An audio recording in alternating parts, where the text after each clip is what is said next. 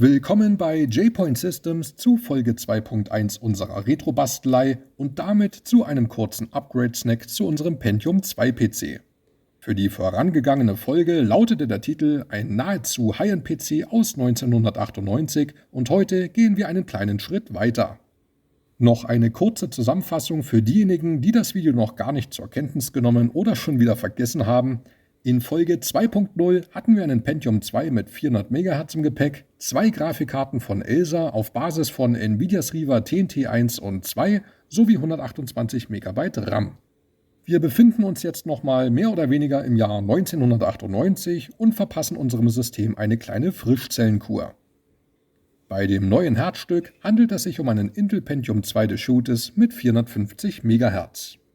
Der Prozessor kam Ende August 1998 auf den Markt, war zu dem Zeitpunkt die mit Abstand schnellste CPU für Heimanwender und der letzte Pentium 2.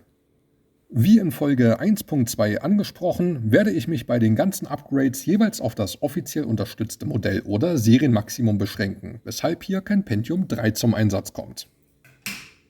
Die restliche Konfiguration bleibt gegenüber dem letzten Mal bestehen, auch wenn mein innerer Monk dabei erneut im Dreieck springt. Denn neben der technischen Optimierung habe ich mir für die Upgrades die Richtlinie auferlegt, dass die Komponenten regelmäßig nicht mehr als 3 Monate auseinanderdriften sollen. Mit Hinblick auf die Leistung, den Zeitraum und die damaligen Empfehlungen wäre die Elsa Eraser 2 mit Nvidias Riva TNT-Chip perfekt. Die Grafikkarte war bei Spielern damals sehr beliebt und passt wie die Faust aufs Auge zum Pentium 2. Doch die Riva TNT kommt bereits in unserem Supersockel 7 System zum Einsatz, weil unser AMD K6 III zu mehr nicht in der Lage ist. Jetzt fragt man sich natürlich, ja und? Allerdings bin ich ein Mann mit Prinzipien oder einfach nur ein eigenwilliger Sturkopf. Ich möchte nämlich Hardware-Redundanzen unter allen Umständen vermeiden und werde das vorangegangene Setup keinesfalls aufgeben. Und deshalb nutzen wir wieder den Nachfolger in Form einer Elsa Eraser 3 mit Nvidias Riva TNT 2 Chip, der ca. 9 Monate später im Mai 1999 in den Handel kam. Zwar wäre analog dazu ein Pentium 3 Katmai chronologisch korrekt, schließlich wurde der nur einige Wochen zuvor veröffentlicht. Doch jetzt kommt das große Aber in dieser Geschichte, welches ich beim letzten Mal auch schon angesprochen haben durfte. Die ersten Pentium 3 Prozessoren waren im Grunde genommen genauso schnell wie unser Pentium 2 und es gab bis auf die Implementierung von SSE praktisch keinen Unterschied. Die Performance der 450 MHz Version war absolut identisch und der Mehrwert des 500 MHz Modells war eher homöopathischer Natur. Unser Pentium 2 hat allen Unkenrufen zum Trotz gerade noch ausreichend Power für die Riva TNT 2 und so eine Konstellation war damals nichts Ungewöhnliches. Es war deutlich günstiger und sinnvoller, sich eine TNT 2 in den Rechner zu stecken, statt von einem Pentium 2 Topmodell auf den neuen Pentium 3 Katmai zu wechseln, zumal die neue SSE-Befehlssatzerweiterung erst gegen Ende des Jahres eine zunehmend größere Rolle spielte. Drum geht unsere Zusammenstellung schon in Ordnung und nachdem mein innerer Monk diese Entscheidung widerwillig akzeptiert hat, mache ich mich geschwind ans Upgrade.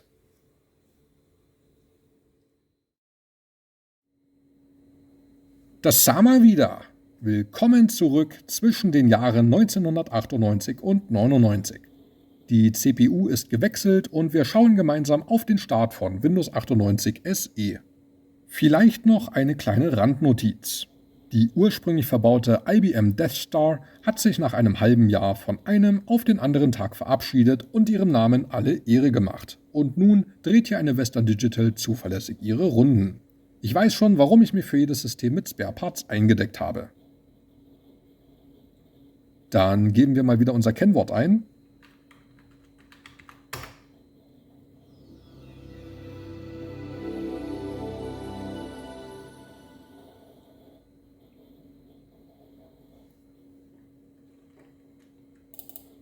Analog zum letzten Upgrade-Snack tauchen wir auf direktem Wege in die Benchmark-Ergebnisse aus 3D Mark 99 Max ein.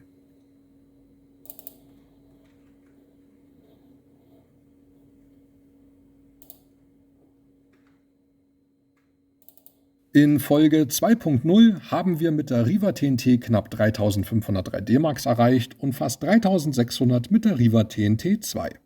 Der neue Pentium 2 mit 450 MHz wird dankend angenommen und beide Karten skalieren in gleichem Maße, wenn auch nicht proportional zum Takt. Im Übrigen bewegen wir uns jetzt bereits in Regionen, die für unser Supersockel 7-System aus Folge 1.2 unerreichbar waren. Apropos, im letzten Upgrade-Snack habe ich einen anderen Grafiktreiber verwendet und ersetze auch hier den lahmenden Elsa-Treiber durch Nvidias Referenztreiber in der Version 2.0.8. Ich beschränke mich an dieser Stelle auf die Riva TNT 2 und wir knacken jetzt die Marke von 3900 Punkten. Wir gucken auch heute wieder auf 2 Vergleichswerte und ich bedanke mich erneut bei Andreas. Er hat ebenfalls einen Pentium 2 mit 450 MHz in Gebrauch und befeuert damit ein Voodoo 2 SLI-Gespann. Ja, mein Lieber, willkommen im CPU-Bottleneck. Wir hatten uns damals in den Videokommentaren kurz ausgetauscht und da war schon klar, dass der Prozessor die Grafikkarten gnadenlos ausbremst. Wir hatten auch darüber philosophiert, wie groß der Unterschied zwischen 400 und 450 MHz bei mir ausfallen könnte und genau das hätten wir jetzt geklärt. Der zweite Wert stammt wieder aus Vogons, wo dieselbe CPU mit einer Voodoo 3 3000 kombiniert wurde und die 3DFX-Karte muss sich im 3D-Markt deutlich geschlagen geben. Doch wie immer gilt, Benchmarks sind Benchmarks, Spiele sind Spiele. Denn in der Praxis liegen die Voodoo 3 und die Riva TNT 2 variantenbereinigt sehr nah beieinander, auch wenn die Nvidia-Karte in der Fachpresse insgesamt etwas besser weggekommen ist. Nachdem ich ein wenig an der Taktschraube gedreht habe, gibt es noch einen weiteren Balken für euch. Übertaktet man den Pentium 2 per 4,5 x 112 auf 500 MHz, dann werden nochmal 300 Punkte draufgelegt und wir landen bei 4200 Zählern. Andreas, du weißt, was zu tun ist. Damit erreichen wir exakt das Niveau eines Pentium 3 Katmai mit 500 MHz. Vorausgesetzt, die SSE-Optimierung in 3D-Mark ist deaktiviert, andernfalls hätte der Pentium 3 einen kleinen, aber keinen entscheidenden Vorsprung. In Spielen machte sich dieser Vorteil erst gegen Ende des Jahres bemerkbar. Nachdem wir die Performance im 3D-Mark gesehen haben, schauen wir nun auf einen etwas anderen Test. Beim letzten Upgrade kam der Final Reality Benchmark zum Einsatz, den ich hier nochmal kurz aufgreifen möchte. Unserer Riva TNT werden in Kombination mit dem 450 MHz schnellen Pentium 2 knapp 4,3 Reality Marks bescheinigt und damit unser Supersockel 7 System aus dem Stand heraus überflügelt. Im Zusammenspiel mit der Riva TNT 2 werden etwas über 4,7 Punkte erreicht, doch mit dem Referenztreiber sinkt der Gesamtscore leicht. Während die 3D-Leistung nachlässt, verbessert sich die Datentransferrate. Beim Overclocking auf 500 MHz kratzen wir sogar an der 5er-Marke. Kratzen ist in diesem Zusammenhang ein gutes Stichwort, aber da sage ich nachher noch was dazu. Jetzt schauen wir noch kurz auf SI Software Sandra 2002 Professional und starten mit dem Arithmetik-Benchmark. Was soll ich sagen? Eine Skalierung wie im Bilderbuch. Kommen wir zum Multimedia-Benchmark und da zeigt sich genau das gleiche Bild. Die Taktsteigerungen werden vorbildlichst umgesetzt. Der Superlativ ist hier angebracht. Mindestens. Wir gucken uns noch kurz die Speicherbandbreite an und die bricht beim Übertakten ein bisschen ein. Nicht weiter tragisch, aber messbar. Dann mache ich hier mal alles zu und dann kommen wir zu den Spieletests.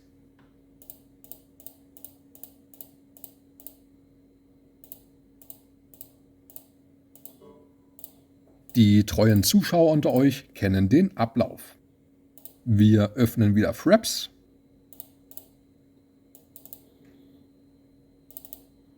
Legen das Disk-Image ein und starten mit Need for Speed High Stakes, um nochmal ein paar Vergleiche zu ziehen.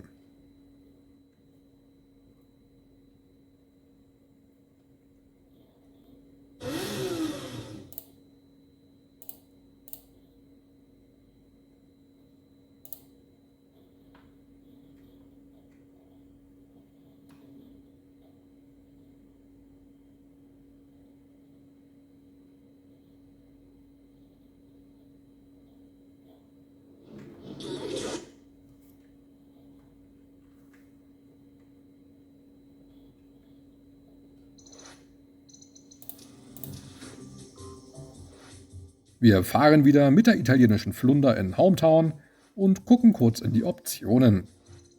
Die Auflösung beträgt 1024 x 768, alle Details sind voll aufgedreht und dann legen wir mal los.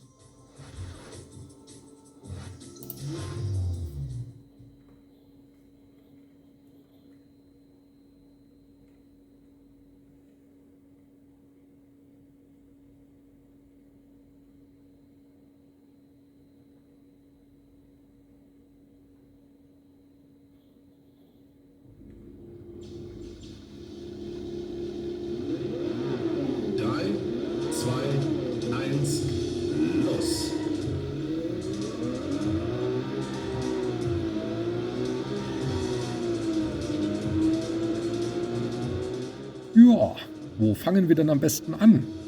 Also, die Kombination aus 50 MHz mehr und besseren Treibern zeigen Wirkung und der Titel dankt's mit ein paar extra Frames. Noch deutlicher fällt der Vergleich zum zweiten Akt von Folge 1.2 aus.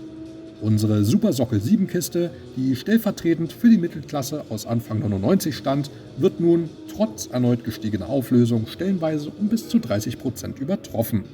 Wie schon zuvor habe ich natürlich auch hier wieder beide TNT-Karten durch die Spiele gejagt.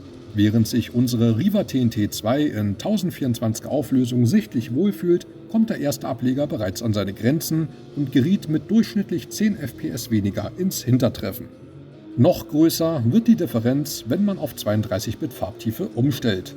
Zwar verlieren dann beide Karten an Leistung, aber die Riva TNT bricht regelrecht ein und schafft maximal 15 Frames.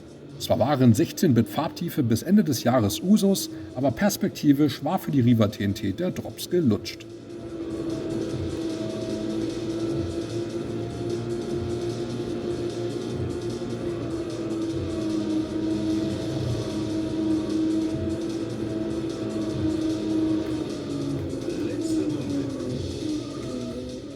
Ja, das Spiel läuft wie es laufen soll und dann geht es zurück auf den Desktop.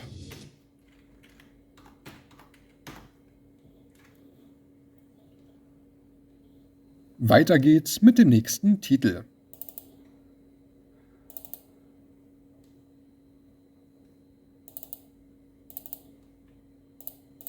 Und dann drehen wir in Superbike 2000 auf der italienischen Rennstrecke Monza nochmal eine Runde.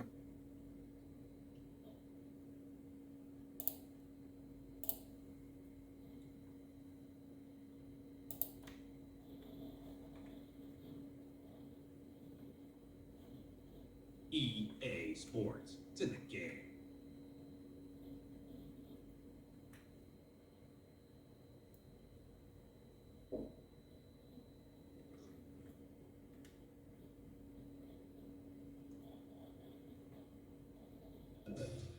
Traditionsgemäß schauen wir wieder in die Grafikoptionen.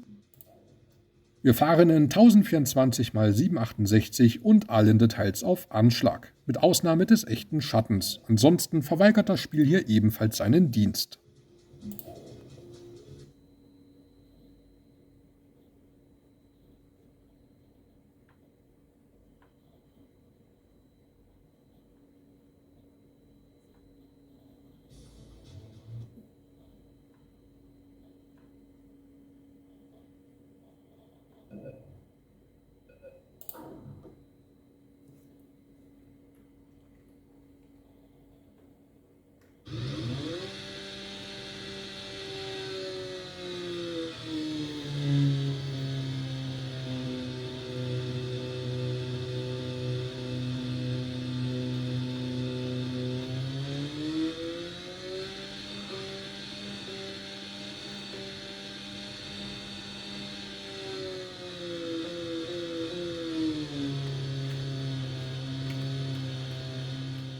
Gegenüber dem letzten Upgrade-Snack haben wir auf den ersten Blick genauso viele Frames. Man darf allerdings nicht vergessen, dass wir hier mit anderen Einstellungen unterwegs sind. Während unsere Riva TNT 2 um die 40 FPS kredenzt, erreicht der Vorgänger bei diesem Preset gerade einmal mit 20er Bildraten und schmeißt mit Grafikfehlern nur so um sich. Das ist schon spannend, was Nvidia da binnen 8 Monaten aus der Fahrenheit-Architektur rausgeholt hat. Das war zwar keine echte Neuentwicklung, aber mehr als nur ein Aufguss. Bei 3DFX sah das hingegen etwas anders aus. Zwar hat man zeitgleich mit der Voodoo 3 ein konkurrenzfähiges Produkt gezaubert, das anfangs gut mithalten konnte, allerdings hat man dabei so manchen Fortschritt verpasst. Die Karte konnte kein 32-Bit-Rendering, war auf 16 MB Speicher limitiert und unterstützte trotz AGP-Schnittstelle kein einziges AGP-Feature, was ja später zum Verhängnis wurde. Und so begann nach nur 2,5 Jahren der Abstieg des einstigen Pioniers. Der Rest ist Geschichte.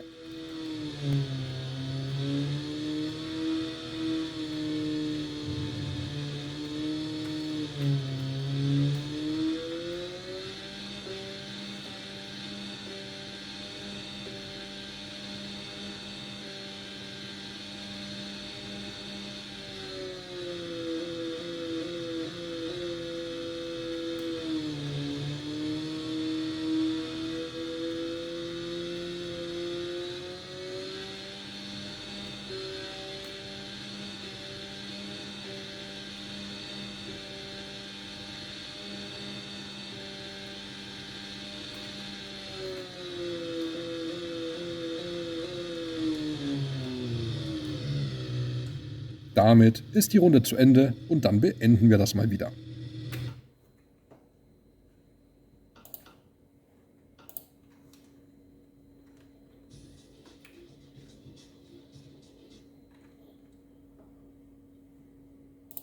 Dann schauen wir uns noch geschwind einen Klassiker an, nämlich Quake 3 Arena.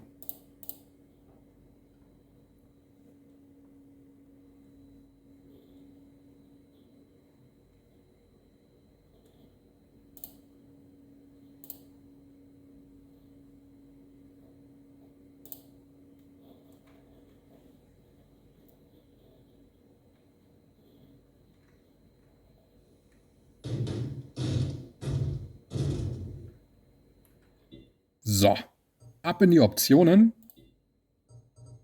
Die Auflösung ist auf 1024 x 768 eingestellt, der Rest bleibt wie gehabt und dann spielen wir eine kurze Runde.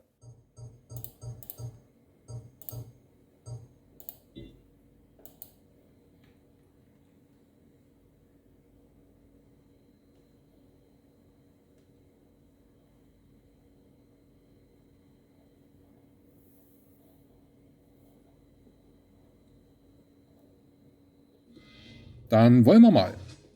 Welcome to Quake 3 Arena and crash to win this arena. Crash.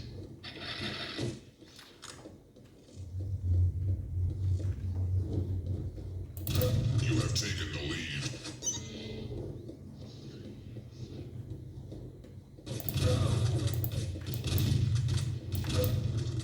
Also es läuft auf jeden Fall ein bisschen geschmeidiger als das letzte Mal.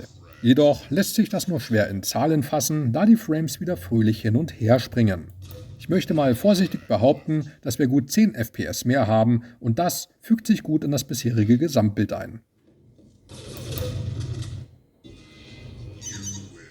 Ja, das ging jetzt fix und dann geht's wieder zurück zu Windows.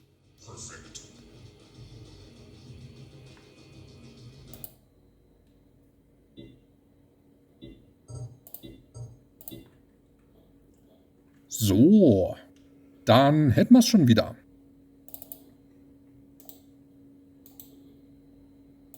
Obwohl, wir gucken uns noch was an. Wie wäre es mit Midtown Madness? Das Spiel kam im April 99 raus und gehört mittlerweile eigentlich zum Kulturgut.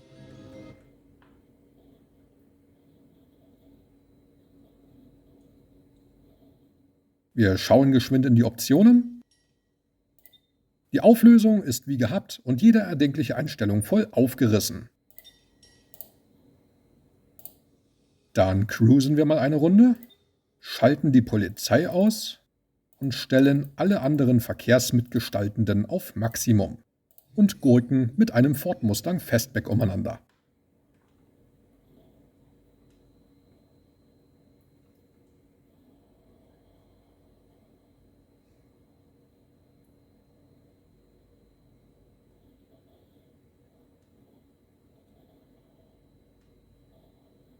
Machen Sie sich bereit für eine Gelung. Ja, there it is. All die schönen Ecken der Stadt an. Gott, oh Gott, sieht das scheiße aus. Grafisch ist das Ding eine richtige Gurke. Die Spielwelt wirkt generisch, die Texturen sind eher mau, es gibt keine gescheiten Effekte und die KI-Fahrzeuge erinnern eher an fahrende Bauklötzchen, wobei unsere Karre auch nicht so viel besser aussieht. Trotzdem wusste der Titel zu begeistern. Midtown Madness war mit eines der ersten, wenn nicht sogar das erste Rennspiel mit echter Open-World-Struktur sowie frei wählbaren Umweltbedingungen. Und das gab es so vorher noch nicht. Wobei Rennspiel schon zu viel gesagt ist. Es war eher ein Fun-Racer, bei dem die anarchische Freiheit im Vordergrund stand.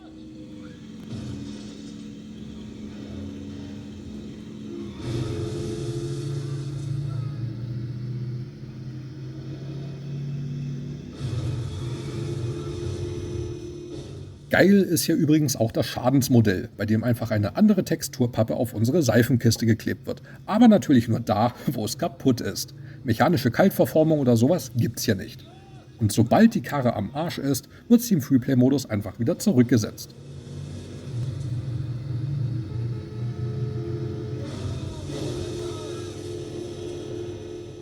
da Share, wie neu und frei von Kratzern. Ah, stimmt. Ich wollte noch was sagen. Stichwort Kratzer. Ich habe ja den Prozessor für die Benchmarks auf 4,5 x 112 bzw. 500 MHz übertaktet. Allerdings hat der 440BX-Chipsatz feste Busteiler und übertaktet den AGP- und PCI-Bus automatisch mit. Unsere billige Aztec-Soundkarte findet 37 MHz nicht so prickelnd und kratzt bei der Soundausgabe fröhlich vor sich hin. Und das ist auf Dauer unfassbar nervig, weshalb jetzt die ganzen Spieletests im Standardtakt stattgefunden haben. Ich habe es auch mit 4,5 x 133 bzw. knapp 600 MHz probiert und der CPU sogar 2,4 Volt gegeben, indem ich einfach ein paar Kontakte abgeklebt habe. Aber beim Start von Windows stürzt die Kiste leider ab. Zwar liegt dann die PCI-Frequenz wieder bei 33 MHz, aber aufgrund des festen AGP-Teilers läuft der AGP-Bus mit fast 90 MHz weit außerhalb der Spezifikation. Ich schätze mal, dass der Prozessor das vielleicht noch mitmachen würde, aber das AGP-Subsystem steigt da leider völlig aus. Schade. Ja, Midtown Madness läuft jedenfalls tat- und schuldangemessen und dann machen wir für heute Schluss.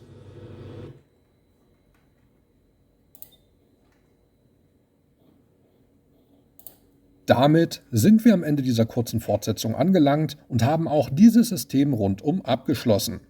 Wir haben nun, abgesehen von SSE, einen High-End-PC von Anfang 1999, der sich teils deutlich von unserem Mittelklasse-Vertreter absetzen kann und damit ziemlich genau das abliefert, was man damals unter High-End verstand. Zwar waren die Ergebnisse und die Performance gewissermaßen vorhersehbar, trotzdem war es mir ein Vergnügen, nochmal an dem System herumzuspielen. Ich bedanke mich fürs Zuschauen, macht es gut und bis zum nächsten Mal.